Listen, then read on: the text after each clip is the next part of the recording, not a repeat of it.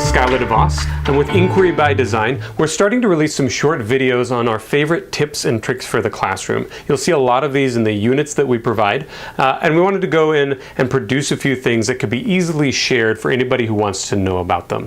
What I'm going to tell you about today is a simple thing called a literacy notebook.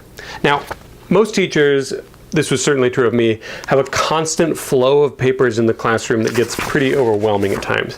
You've got ungraded work that's coming in, you've got graded work that needs to go back to students, you've got late work being turned in who knows how long after the fact, and it all needs to get dealt with. At Inquiry by Design, we like to recommend a really simple tool called a literacy notebook, and it is nothing more than this. A simple composition notebook is all you need to help keep things organized. Let me tell you about how we set it up. The fancy thing here is simply the table of contents. When your students first start using this, have them open it up, set aside the first couple pages for a table of contents, label it table of contents, and you can have them start numbering down the side already. Then have them start numbering the pages in the upper right hand corner, one side only, keep it simple. And everything you do in class goes in the notebook.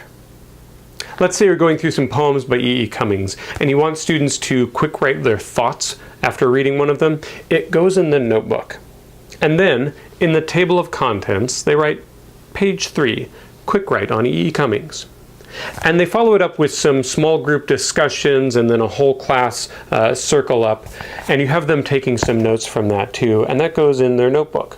Notes on E.E. Cummings, March 3rd. I'm going to interrupt myself real quick.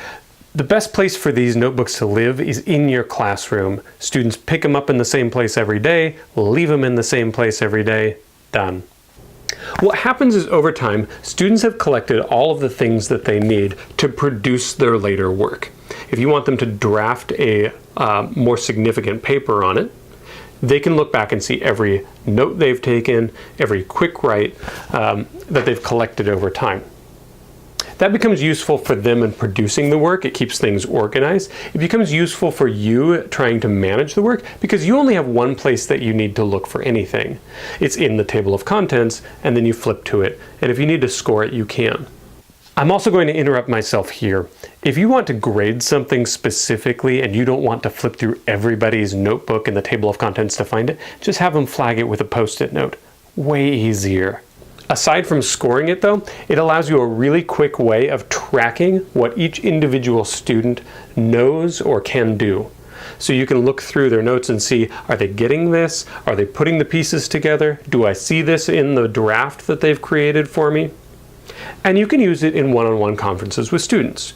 Let's say you want to talk with a student about the work that they've produced. You can say, here's what I'm seeing in your draft, and if we trace that back through the discussions and the quick writes, I can see how you're making some of these connections, or I can see where some of these pieces are missing earlier in the process. It also becomes really handy when you want to conference with parents.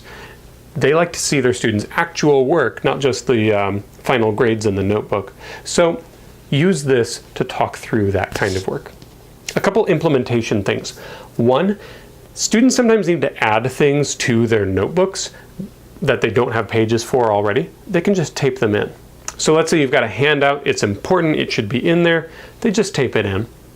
Or let's say they're working on a draft and they need to add a paragraph in there, but how do they do that? They can tape paper over and add a paragraph in there. These can be modified however you need. Another implementation thing, keep a running list of what your class has in the notebook.